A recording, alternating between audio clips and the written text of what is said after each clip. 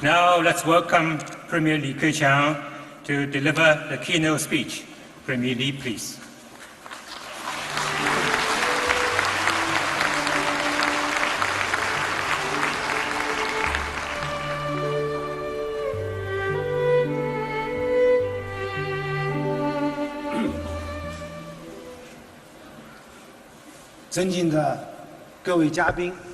Distinguished guests, ladies and gentlemen, dear friends, I am really delighted to be back for the Boao Forum for Asia annual conference and meet with so many friends, both and new.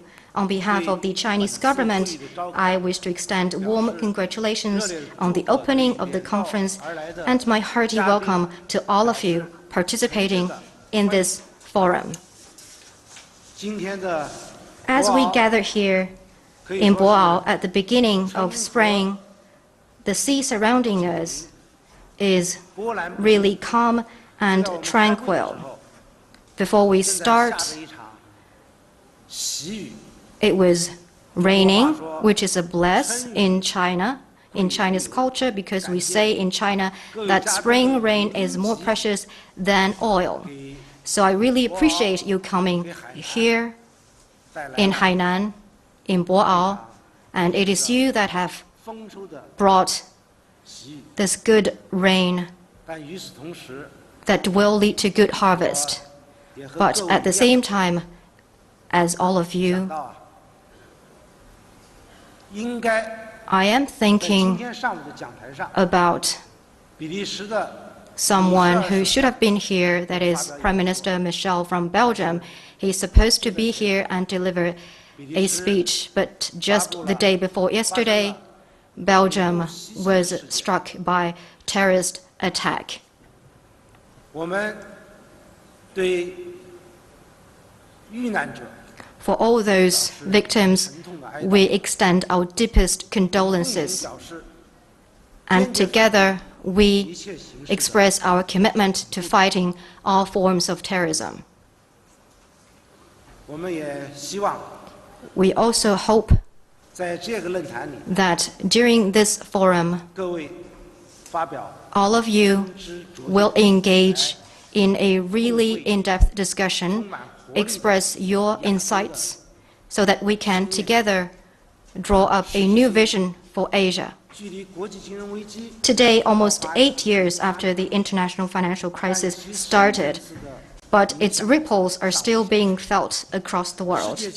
The world economy is still going through profound adjustment. Advanced economies are in slow recovery. Emerging economies have divergent prospects. Global trade continues to contract, continues to decline. Commodity prices and the financial markets still see fluctuation. Geopolitical risks are rising, and there are more uncertainties and destabilizing factors. In Asia, there is still underdevelopment and imbalanced development. Many countries see their export declining, debt level rising, and slowing economic growth, and even at one point, they see sharp depreciation of their currency and faster capital flight. Some people think that the Asian economy is at a relatively difficult and challenging time. Well, things may not look good, but we must not lose confidence. Asia has emerged from 2 financial crises. Asia is not what it was in the past. Most countries have accumulated experiences in strengthening the real economy and resisting financial risks. Regional cooperation has also yielded fruitful results. Last year, the growth of Asian economy was faster than the global average, and the total share in the world economy continues to grow, and Asia's trade accounts for 1/3 of the global trade. Asia has become the most dynamic region in the world. At this time last year, President Xi Jinping at this forum made the call for building a community of shared future and deepening a new prospect for Asia. The theme of this year, Asia's new future, new dynamics, new vision. The purpose is to foster a great vision for cooperation and development. Asia is an important force for world peace and development. It is also an important engine for world economic growth and an important contributor to world civilization progress. Asian countries must have firm confidence and work together in solidarity, and we will overcome temporary difficulties and embrace a bright future. Here, I wish to elaborate a few points. First, we must work together to maintain peace and stability. When we drink the water, we must not forget the source. Asia owes its decades of rapid development and growth to the overall peace and stability in Asia. There is a saying, those who have good neighbors can enjoy a well-loved life. The past suffering and tribulation have made Asian people know better than anyone the preciousness of peace. The post-war experience tells us that no matter what stage we are at in terms of development, we need to remain committed to good neighborliness and friendship, and we must not let ourselves to be distracted by minor disputes or differences. Dialogue and cooperation is the golden key. Countries must treat each other as equals and coexist in peace and work together to build common ground and diffuse differences. In doing so, we can consolidate the cornerstone for regional peace and stability. Second, we must work together to promote economic growth. Emerging economies and developing countries account for 40% of the world economy. At one point in the past, we contributed to 2/3 of the total economic growth in the world. We also played a critical role in responding to the international financial crisis in 2008. For the past few years, indeed, emerging and developing countries encounter great difficulties. For some countries, there is sharp slowing down in the economic growth, even negative growth. Asia is home to the largest number of emerging economies. On the whole, there is a good momentum for growth. Last year, developing countries in Asia saw a 6.5% of economic growth, contributing to 44% to the world economic growth. As such, there is every reason for Asia to be more confident. Of course, we need to energize and unleash dynamism and foster new drivers, so that not only for Asia, but also for the world economic recovery, we can play a greater role. We hope that countries across the world could deepen cooperation, share will and woe, enhance macro policy coordination, and stand together against all forms of trade protectionism. In particular, developed countries and developing countries need to enhance communication to promote growth-friendly policy and to avoid spillover effects as the result of policy adjustment in some countries. China proposes the setting up of Asian Financial Cooperation Association and stands ready to work with others to improve the financial market in Asia and avoid another large-scale financial turbulence in Asia. Third, work together to deepen integrated development. The development of Asia cannot leave anyone behind.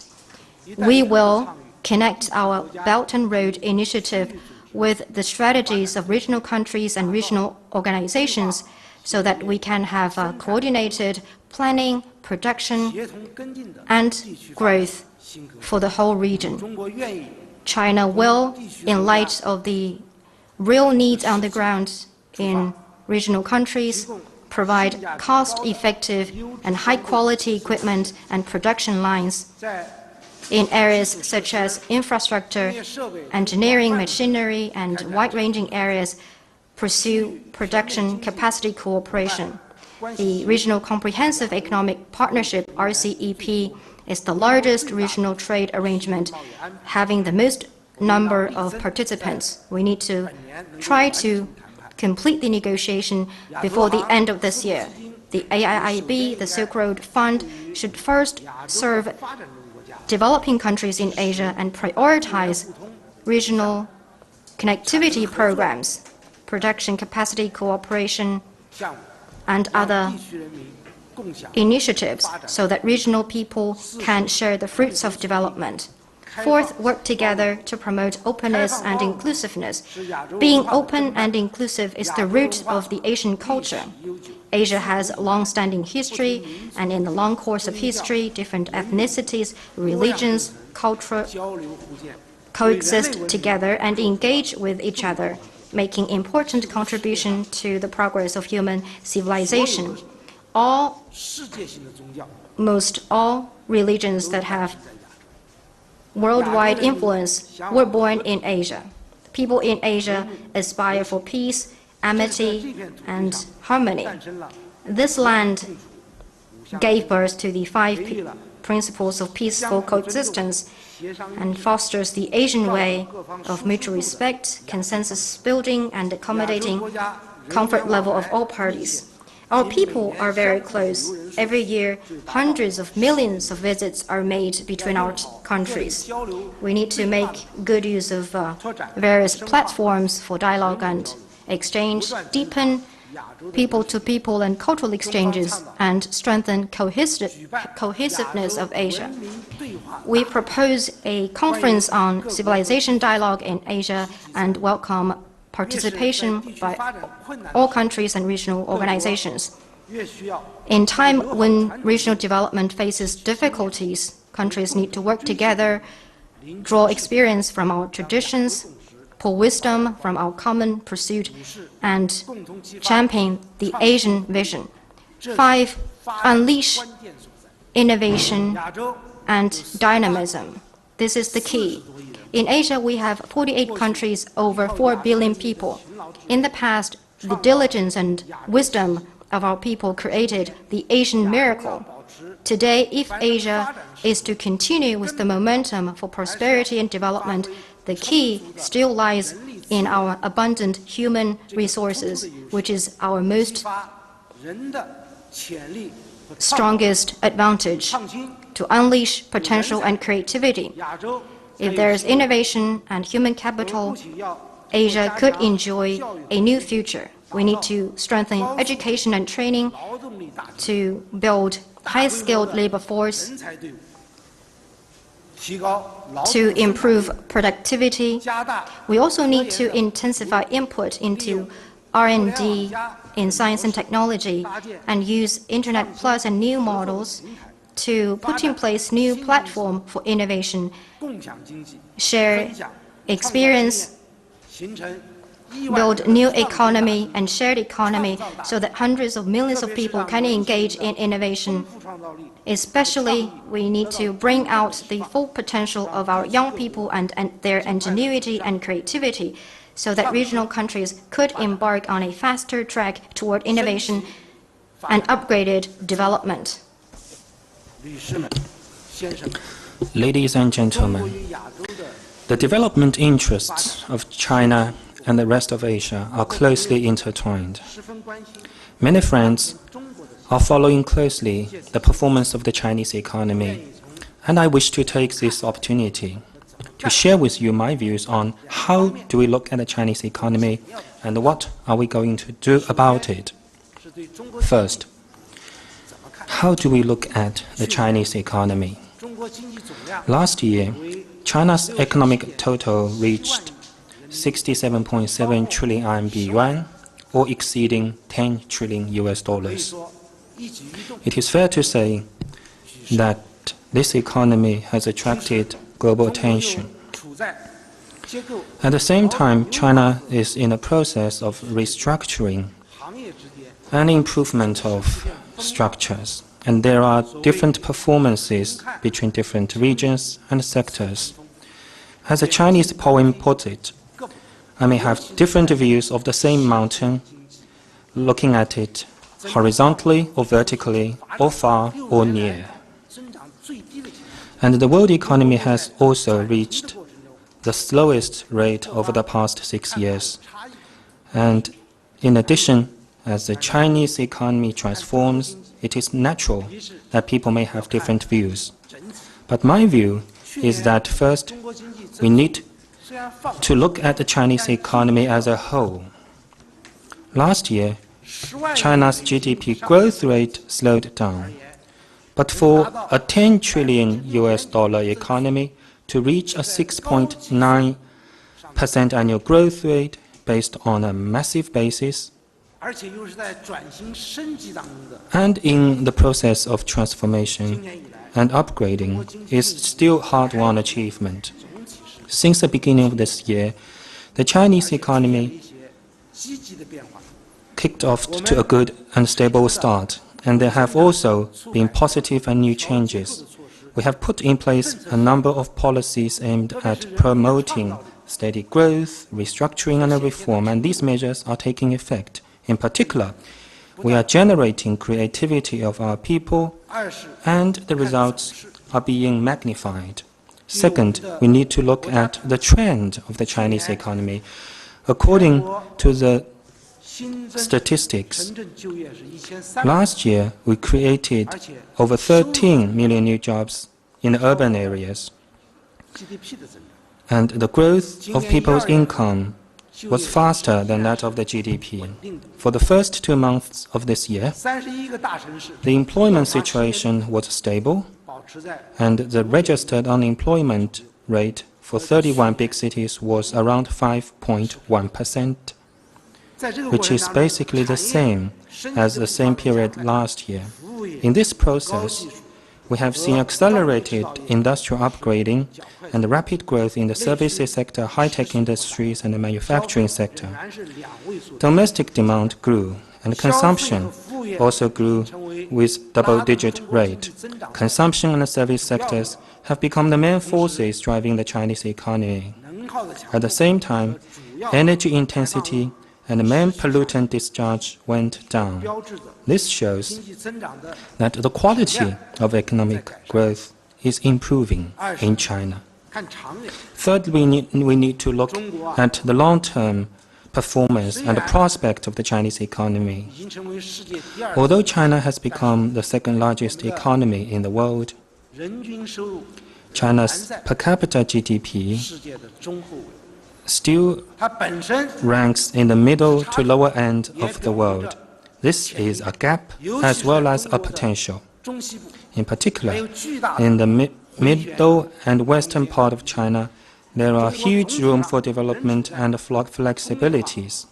On the whole, China is still in a process of industrialization and urbanization. We have great development potentials as well as resilience. We also have tools for innovation. And therefore, we believe that the long-term and sound fundamentals of the Chinese economy remains unchanged and will not change. Of course, we are also aware of the fact that the Chinese economy is deeply integrated into the global economy. It is impossible for the economy of any country in this world to stay immune from the rest of the world. A closed-door policy will bring damages to ourselves.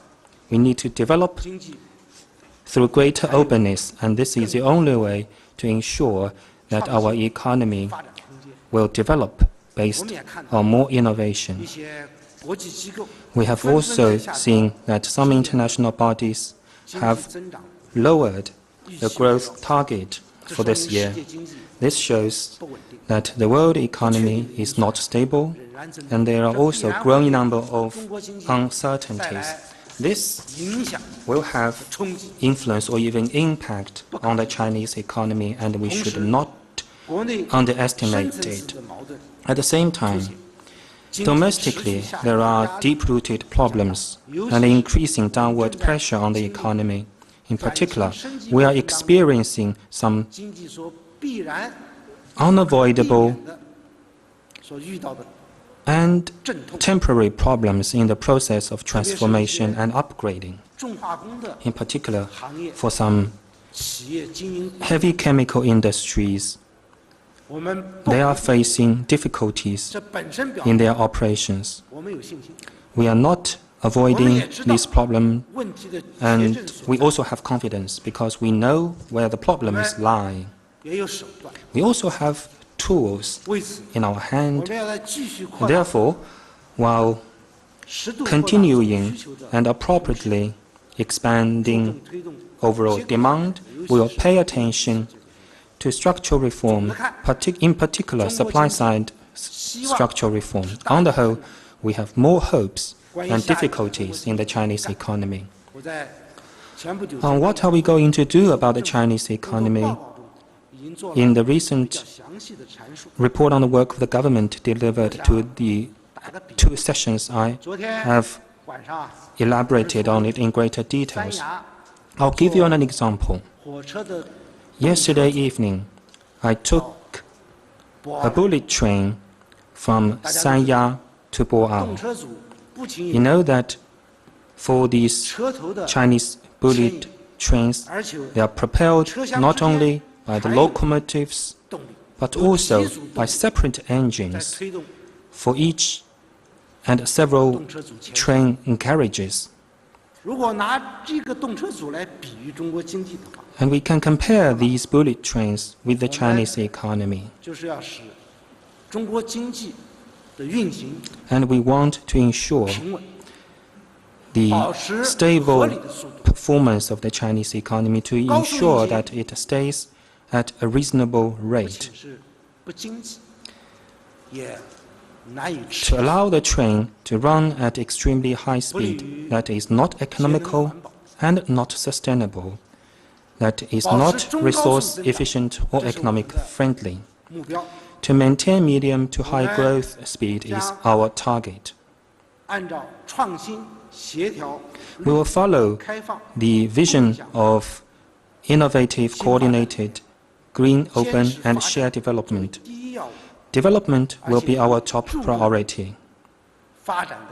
And we will also pay attention to the quality and efficiency of economic growth so as to build a dynamic engine that will ensure that the Chinese economy will maintain medium to high speed growth and move towards the medium to high end.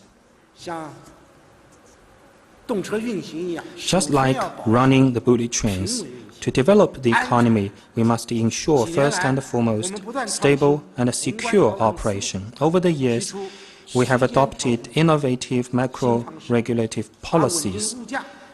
We have put in place a new model of range-based regulation with the index of price rises as the upper ceiling and the number of newly created jobs as the lower target. This helped maintain market expectation, and this year we have put in place a new range, which is the growth target of the economy between 6.5 to 7%. We are doing so in order to ensure certain flexibility of our target, because we are promoting structural reform, and in this process, short-term and small fluctuations are not avoidable. We will not stop or violate the rules of economic development or market rules because of certain small fluctuations. However, if the economic growth slid out of a reasonable range,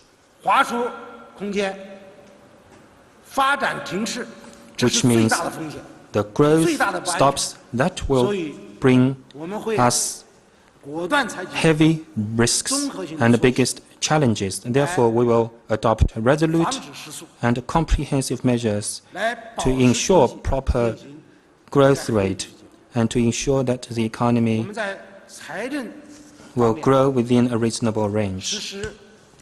In terms of fiscal policies, we still have policy tools in implementing a active, proactive fiscal policy. Our debt ratio is not high. The debt to GDP ratio at the central government level is only 17%. We still have policy flexibility. We also have a high savings rate, and we also have the room for developing capital markets at different levels. We also have new tools of regulating the financial sector. So while ensuring that there must not be systemic and regional risks, we will have enough policy tools to ensure stable economic performance. For example, last year we adopted many market-based mechanisms and tools. For example, we have raised funds for specific projects to respond to those areas requiring effective investment, which helped our efforts in making structural readjustment and promoting stable growth. We have more policy tools, and for the Chinese economy to maintain steady and long-term growth, we must create new growth engines, in particular in the following three areas. First, our growth engine lies in reform and opening up. The rapid growth of China over the past 3 decades shows that the Chinese economy will move ahead as long as we promote reform. We will continue to streamline administration, delegate power, improve oversight and services. We will provide easier market access, invigorate the market, and to ensure that more people can give full play to their ability of creating wealth within the market environment. And the government will continue to step up support and to shift our attention to post and ongoing oversight. We will create a level playing field to fight against shoddy and substandard goods and to generate the creativity of hundreds of millions of people. At the same time, we will also promote reform of the fiscal and the financial sectors. In terms of the financial reform, we are going to promote the business to value-added tax reform in an all-round way. This is a major step in order to promote structural reform. This is not only aimed at reducing tax burden for the companies. A rough estimate throughout the nation shows that in 2016 we will reduce as much as 500 billion RMB yuan of tax, and we will support the service sector, in particular those high-end services sector in the development and the research industries.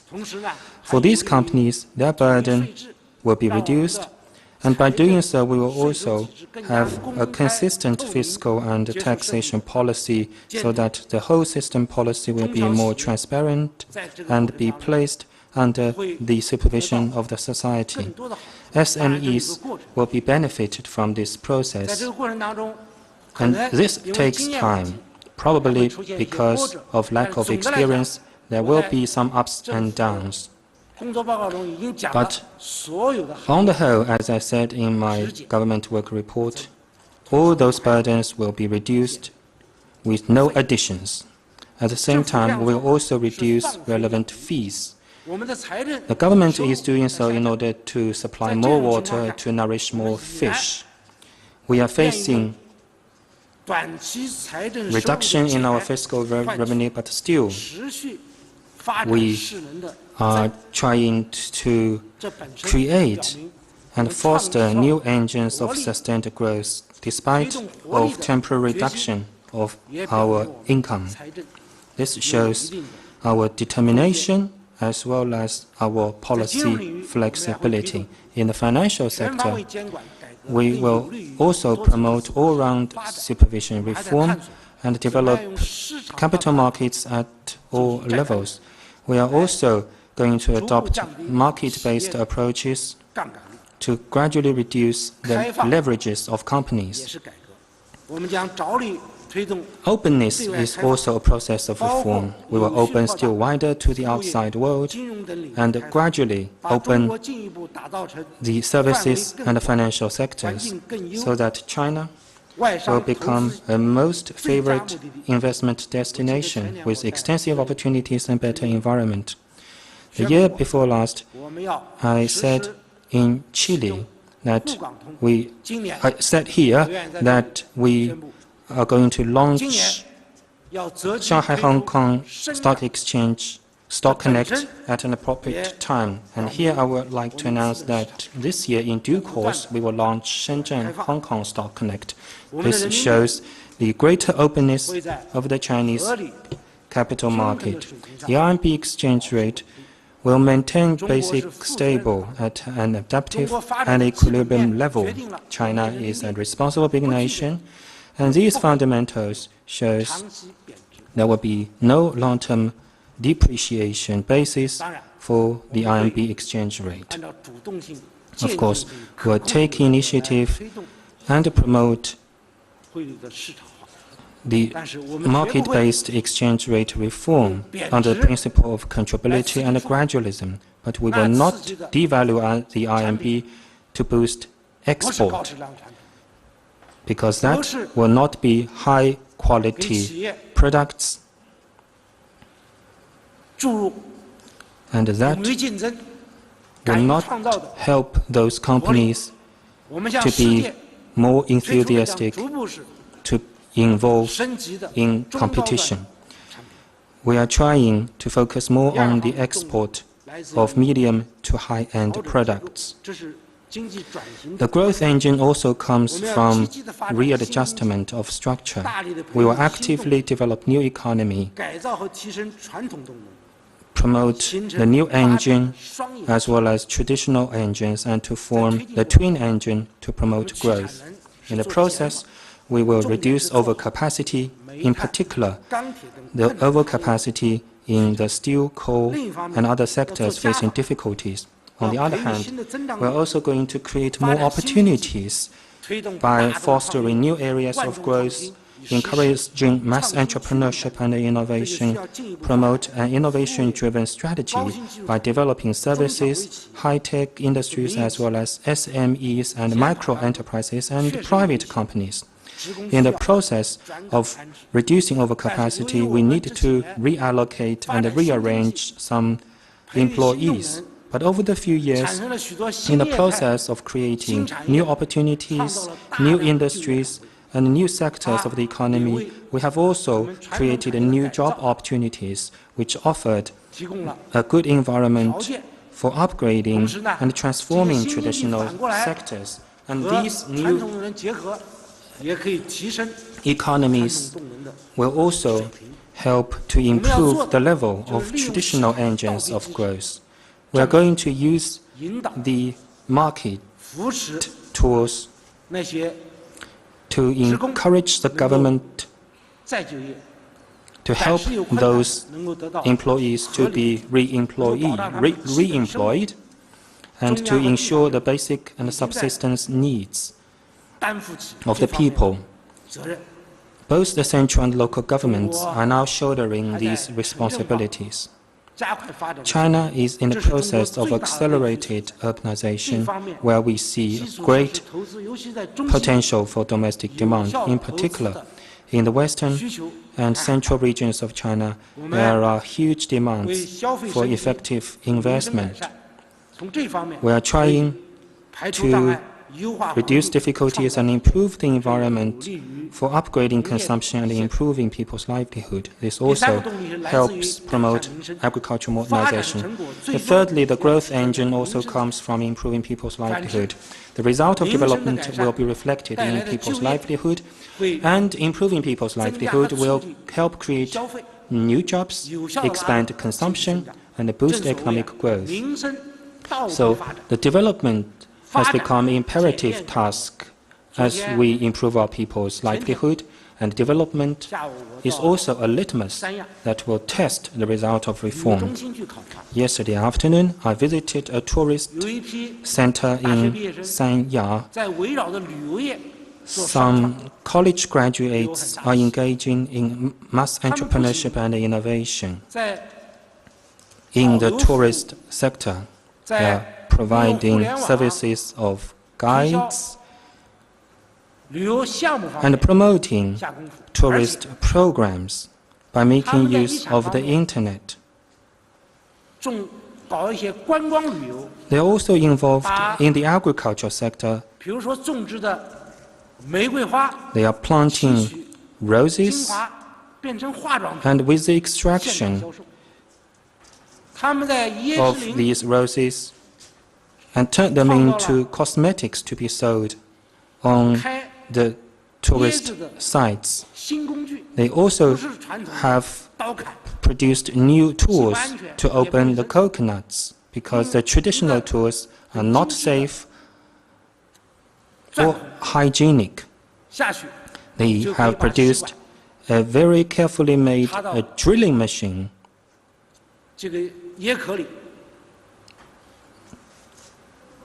to put the straw inside the coconuts so that people can enjoy the tasty coconut juice. They have also reprocessed the coconut shells into kitchen utensils, such as spoons. They are also producing articrafts and tourist souvenirs.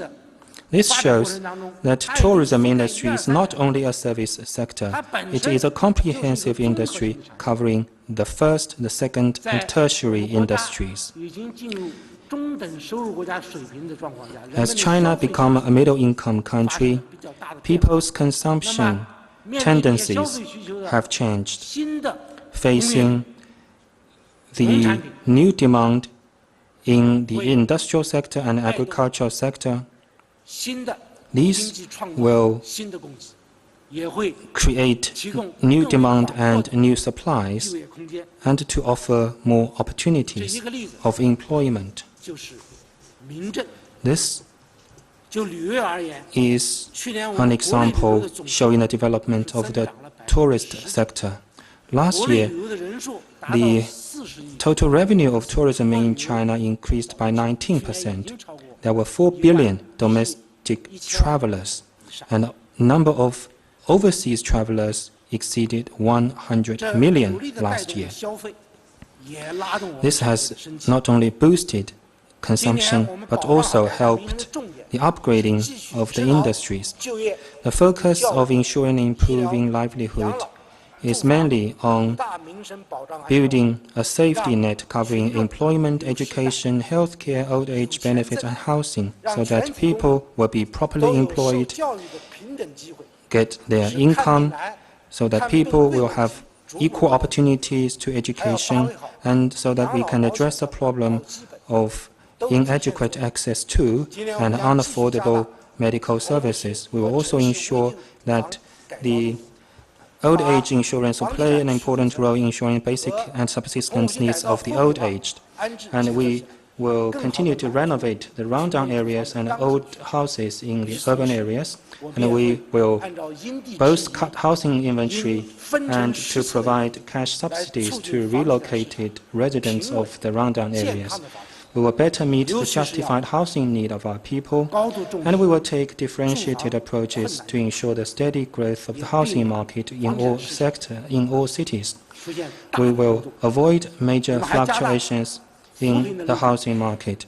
We will pay more attention to poverty alleviation, narrow the wealth gap, and to achieve inclusive development. The upgrading and development of the Chinese economy is good for China and offers opportunity to Asia and the rest of the world. Many Asian countries are China's close neighbors, and China's development should first and foremost benefit the rest of Asia.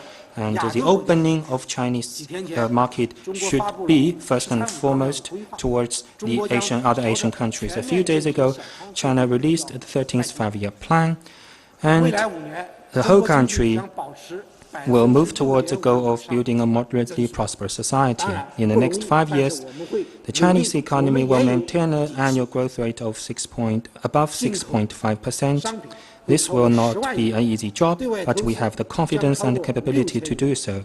We will import a total of $10 trillion of goods and invest over 600 billion overseas. We're also going to launch hundreds of major projects, and this process will be open and bring shared benefits, and hope all of you as business representatives will seize opportunities and achieve bigger success.